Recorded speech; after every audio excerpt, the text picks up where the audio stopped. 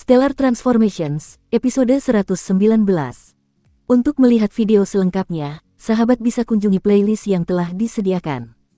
Yuk mari, kita berimajinasi bersama dan masuk ke alur ceritanya.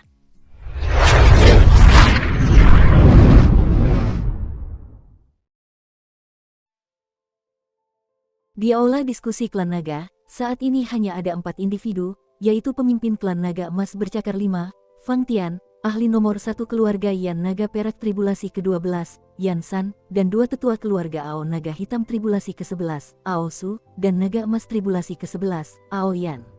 Keempat individu ini adalah petinggi klan naga. Pemimpin, belum lama ini, Wukong Sui memimpin beberapa iblis liar untuk menyerang Menara Bintang, tetapi mereka sama sekali tidak dapat menembus formasi pertahanan Menara Bintang, kata Ao Yan, yang duduk di kursi pertama di sebelah kiri. Pemimpin klan naga, Fang Tian, mengerutkan kening, bahkan Wukong Sui dan sekelompok iblis liar ini pun tak mampu menembus formasi pertahanan Menara Bintang. Kau yakin? Dia tentu tahu kekuatan Wukong Sui. Di seluruh dunia fana, selain dia dan Zhong Jue dari Pulau Peng Iblis, tidak ada yang bisa mengalahkan Wukong Sui dengan pasti, jadi mudah dibayangkan betapa kuatnya Wukong Sui. Namun, bahkan Wukong Sui yang dibantu sekelompok iblis lepas pun gagal menembus formasi pertahanan Menara Bintang. Formasi macam apa itu? Saya yakin akan hal itu, pemimpin. Awalnya saya juga ragu, tapi itu fakta. Saya sudah memberitahu bawahan saya untuk berkomunikasi dengan Istana Naga Azure di wilayah utara melalui pemancar. Penyusup yang ditanam di Menara Bintang dekat Istana Naga Azure juga telah melaporkannya, kata Ao Yan dengan penuh keyakinan. Bahkan dia terkejut saat menerima informasi ini, tetapi itu memang benar adanya. Pakar nomor 2 klan naga, Yan San, berkata perlahan, pemimpin, kurasa kita mungkin meremehkan Luz Immortal di balik Menara Bintang itu. Meskipun dia sendiri hanyalah Luz Immortal Tribulation ke-12 biasa, dia benar-benar bisa disebut pakar nomor 1 dalam menyusun formasi di dunia fana. Pakar formasi nomor 1 di dunia fana. Kalau dia benar-benar berhasil membentuk formasi pertahanan yang tidak bisa ditembus Wukong Sui dan kelompoknya meski sudah bersatu, dia pantas disebut sebagai pakar formasi nomor 1 di dunia fana. Di seluruh dunia fana, formasi nomor 1 pastilah formasi ilusi 10 perkembangan di sekitar Istana Surgawi di Gunung Qingsu di benua Tenglong. Menurut legenda, formasi ini adalah formasi esoteris dari dunia abadi. Kecuali aku dan Zhong Jue, tak seorang pun di dunia ini yang dapat menembus dan menghancurkan formasi ini dengan kekuatan. Fang Tian berkata dengan acuh tak acuh, suaranya secara alami mengandung nada kewibawaan. Pernyataannya yang begitu yakin bahwa hanya dia dan Zhong Jue yang bisa berhasil menunjukkan kepercayaan dirinya. Dia juga memiliki kekuatan untuk percaya diri. Binatang super ilahi dari tribulasi ke-12 jelas bukan tandingan Wukong Sui dan pendeta Ming Liang. Formasi ilusi 10 perkembangan adalah formasi ilusi, sementara formasi Menara Bintang termasuk dalam tipe pertahanan absolut. Karena upaya gabungan Wukong Sui dan iblis lepas lainnya tidak dapat menembusnya, bahkan jika aku beraksi, aku khawatir aku juga tidak akan punya banyak peluang untuk menembusnya, kata Fang Tian dengan cemberut. Dia berwibawa dan percaya diri, tetapi tidak sampai sombong. Kalau formasi pertahanan saja bisa menahan serangan gabungan Wukong Sui dan gerombolan penjahat lainnya, bagaimana bisa semudah itu ditembus? Oh ya, apa yang dilakukan Wukong Sui dan anak buahnya setelah gagal menghancurkan formasi pertahanan Menara Bintang? Aku rasa mereka tidak akan pulang, kata Fang Tian sambil tersenyum. Ao Yan tersenyum dan mengangguk, persis seperti yang Anda katakan, pemimpin. Wukong Sui dan bawahannya tidak dapat menembus pertahanan Menara Bintang, jadi mereka menuju ibu kota Kekaisaran Qin. Menurut perkiraan saya, mereka seharusnya ingin menangkap saudara laki-laki Qin Yu, Kaisar Dinasti Qin, Qin Zheng, untuk mengancamnya. Mereka benar-benar tak kenal lelah, kata Ao Su dan Yan San dengan nada meremehkan. Klan naga adalah klan binatang dewa, jadi wajar saja jika mereka sangat sombong. Jika mereka ingin merampas harta karun, mereka akan melakukannya secara terang-terangan. Para ahli klan naga tentu saja tidak suka merampas kerabat seseorang untuk mengancam mereka. Ao Yan berkata dengan percaya diri sambil tersenyum, Ao Su, Yan San, pemimpin, saya pikir kalian semua pasti tidak bisa membayangkan hasilnya. Jangan membuat kami menebak-nebak, kata Fang Tian sambil tersenyum acuh tak acuh. Mungkin Wukong Sui dan bawahannya hanya ingin menangkap Qin Zheng untuk mengancam Qin Yu. Siapa sangka, diagram penghancur langit itu ada di tubuh Qin Zheng. Jadi, ketika Wukong Sui datang, Qin Zheng langsung memberikannya. Tapi, saat itu, pendeta Ming Liang langsung bertindak. Semua yang dikatakan Aoyan adalah rangkuman informasi intelijennya. Dia tahu bahwa Wukong Sui dan antek-anteknya tiba di ibu kota lebih dulu, bahwa pendeta Mingliang muncul kemudian, bahwa para ahli dari kedua belah pihak bahkan bertempur sengit, dan bahwa pada akhirnya diagram penghancur langit direbut oleh pendeta Mingliang. Jadi, hanya dengan sedikit penalaran logis, dia bisa mengetahui kebenaran tentang masalah ini. Pendeta Mingliang langsung bertindak.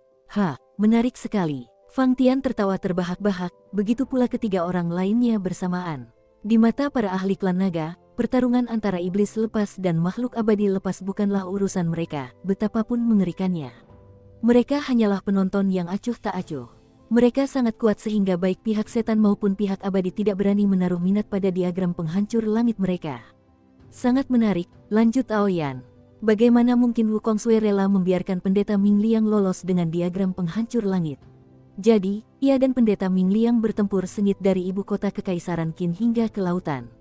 Ya ampun, benua Qianlong kehilangan banyak sekali penduduk dan bahkan puluhan kota.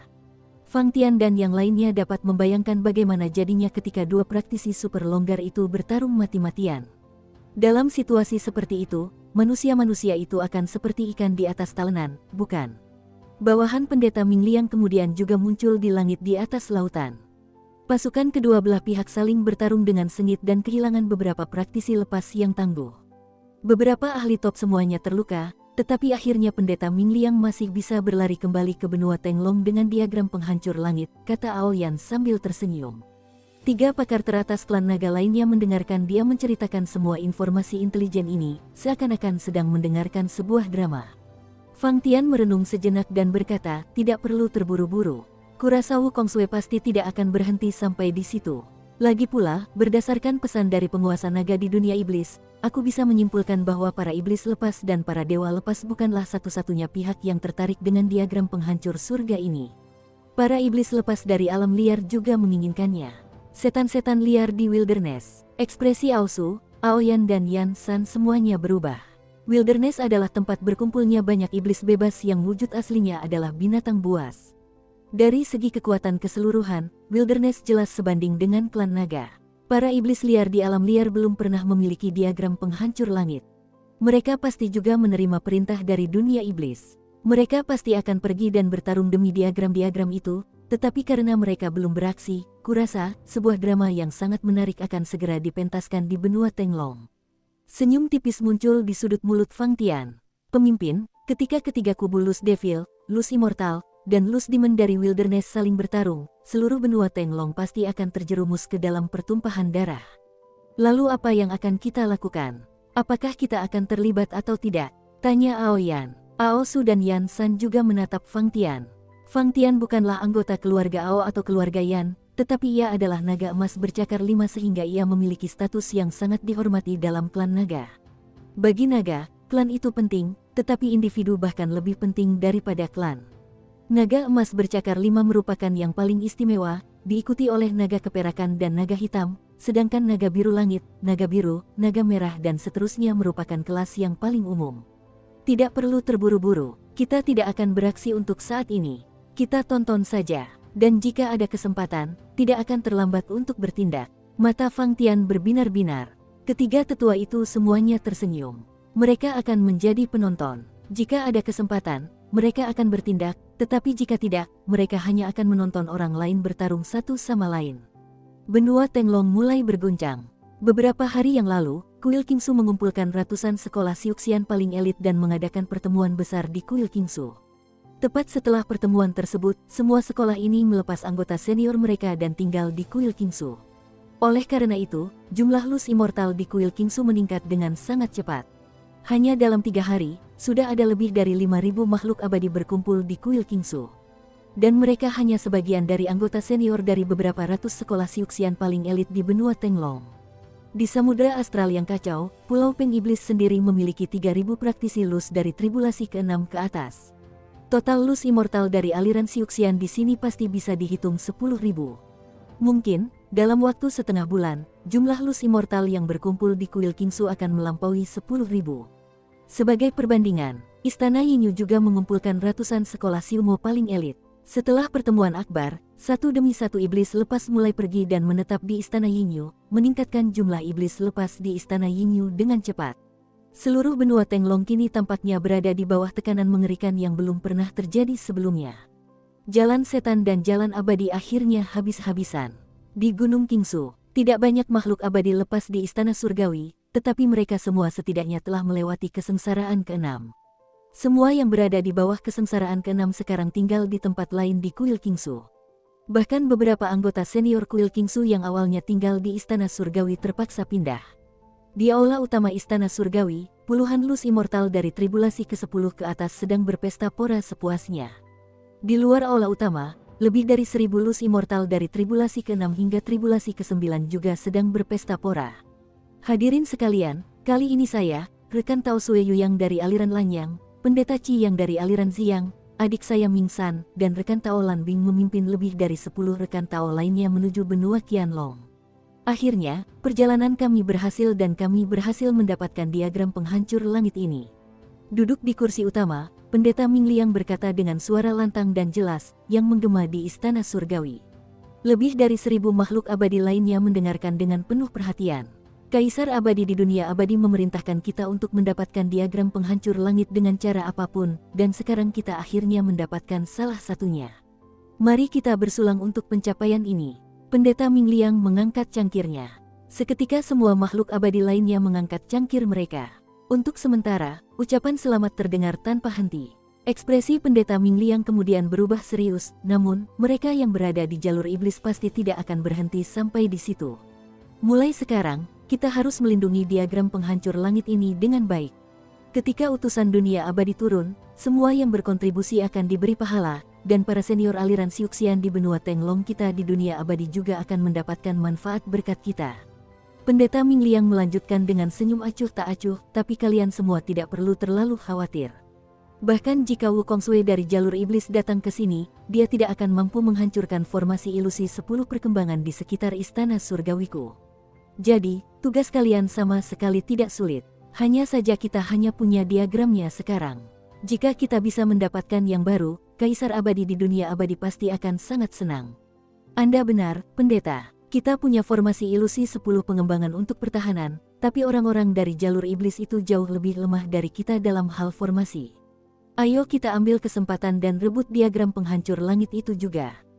Diagram-diagram ini harta yang sangat berharga, bagaimana mungkin para iblis bebas itu berhak memilikinya?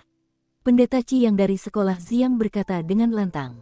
Benar sekali, hanya orang-orang berbudi luhur yang pantas memiliki harta karun seperti ini. Banyak gema yang terdengar satu demi satu dalam waktu singkat. Keserakahan seseorang sangat sulit dipuaskan. Setelah mendapatkan diagram penghancur langit, mereka akan menginginkan yang lain. Para Lus Immortal ini sekarang ingin merebut diagram lain, tetapi para Lus Devil sangat marah. Diagram yang hampir jatuh ke tangan mereka telah direbut oleh Pendeta Ming Liang, jadi wajar saja Wukong Sui dan bawahannya sangat marah. Mereka juga ingin merebut diagram ini dari tangan para Lus Immortal. Hanya saja, saat ini sejumlah besar praktisi ahli tengah berkumpul di markas masing-masing pihak. Jadi, begitu mereka mulai bertarung satu sama lain, mungkin darah akan mengalir seperti sungai di seluruh benua Tenglong. Butuh waktu bagi Qin Yu dan saudara-saudara angkatnya untuk mencapai Pulau Pohon Emas dari Samudra Astral yang kacau. Mereka saat ini berada di dalam formasi teleportasi kuno di Pulau Pohon Emas. Tak lama setelah mereka menyalurkan energi internal mereka ke dalam formasi ini, seluruh formasi mulai bersinar. Pada saat yang sama, ruang di sekitarnya mulai bergetar. Sebuah cahaya kemudian menyambar dan mereka bertiga langsung menghilang dari Pulau Pohon Emas. Di wilayah selatan, ada pulau serupa, yaitu Pulau Snowfish. Pulau ini diselimuti kepingan salju sepanjang tahun. Terdapat sebuah danau di puncak sebuah gunung kecil di pulau ini. Danau ini memiliki jenis ikan istimewa yang berwarna putih seluruhnya. Karena hal ini dan karena pulau ini tertutup salju, danau ini disebut ikan salju. Di Pulau Snowfish, ada formasi teleportasi kuno tidak jauh dari pantai Danau Snowfish. Sebuah cahaya tiba-tiba berkelap-kelip di dalam formasi untuk sesaat. Ketika cahaya itu menghilang, 3 pemuda muncul di dalam formasi. Mereka tak lain adalah Qin Yu, Ho Fei, dan Hei Yu. Kakak, apakah kamu tahu siapa para pembunuh itu? Tanya Hei Yu. Qin Yu dengan paksa menekan kesedihan dan amarah di hatinya, lalu menggelengkan kepala dan berkata, aku sama sekali tidak tahu. Tapi, aku hanya butuh waktu untuk mengetahui siapa mereka. Setelah berkata demikian, ia mengeluarkan sebuah pemancar. Nyonya Yanji, saya Qin Yu. Hari itu saya menuruti perintah Paman Lan dengan menitipkan diagram penghancur langit saya kepada saudara kedua saya. Saya baru tahu bahwa diagram itu telah diambil oleh seseorang. Tahukah Anda siapa yang mengambilnya dan di mana sekarang? Target pertama penyelidikan Qin Yu tidak lain adalah Dame Yanji. Adik kecil Qin Yu. Hari itu, Tuan Wukong dan para ahli lainnya pergi ke benua Qianlong. Kakak keduamu tahu betul tempatnya, jadi dia menyerahkan diagram penghancur langit itu kepada Tuan Wukong. Siapa sangka pendeta Ming Liang tiba-tiba muncul dan merebut diagram itu. Meskipun Tuan Wukong bertarung sengit dengan Ming Liang, dia tetap tidak bisa merebut kembali diagram itu. Tuan Wukong dan Dame Lian Yue dari sekolahku sangat marah. Sekarang lebih dari 10.000 iblis lepas telah berkumpul di istana Yinyuku. Tuan Wukong dan para ahli lainnya pasti akan merebut kembali diagram itu. Dame Yanji sama sekali tidak merahasiakannya. Sebenarnya, informasi ini pada dasarnya bukan rahasia di benua Tenglong. Hampir semua Lus Immortal dan Lus Devil dari kedua belah pihak mengetahuinya. Oleh karena itu, pihak yang abadi sedang dalam suasana pesta sedangkan pihak yang jahat sedang dalam kemarahan yang memuncak. Dame Yanji tidak merahasiakan informasi ini dari Qin Yu karena dia berpikir tidak akan ada masalah lagi setelah dia menceritakannya kepadanya. Sekarang Qin Yu telah menemukan apa yang ingin diketahuinya. Wukong, Ming Liang, jadi itu iblis lepas dan makhluk abadi lepas, persis seperti dugaanku. Dia sudah tahu targetnya.